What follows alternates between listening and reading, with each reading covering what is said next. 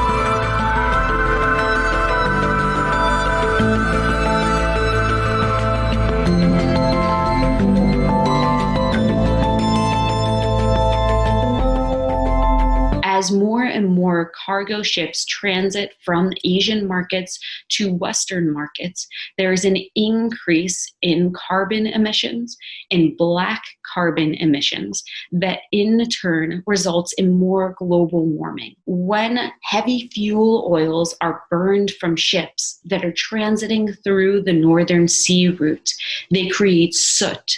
And that soot that's black covers Arctic sea ice and snow that then absorbs the heat from sun's rays and melts it much quicker.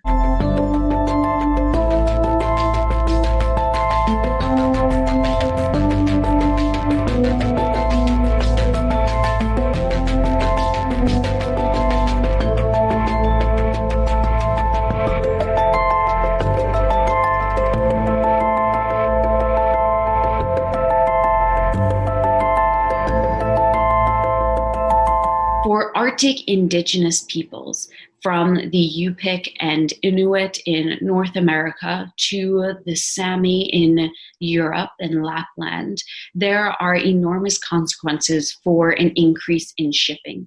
Their sovereignty as nations has not been recognized in negotiations for the ships that are coming from Eastern to Western markets.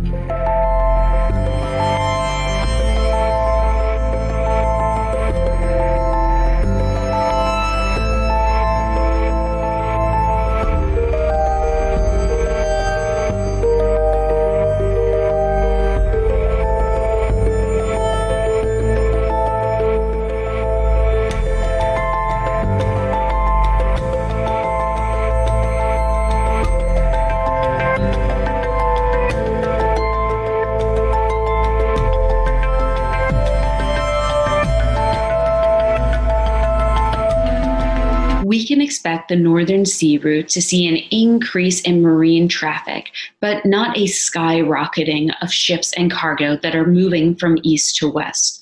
And that's because of uncertainty. Even though we are seeing sea ice melt, that does not mean that all ice is diminished in the Arctic. There are still icebergs and ice flows that ships have to contend with, and those make it more uncertain and more dangerous for ships to transit through.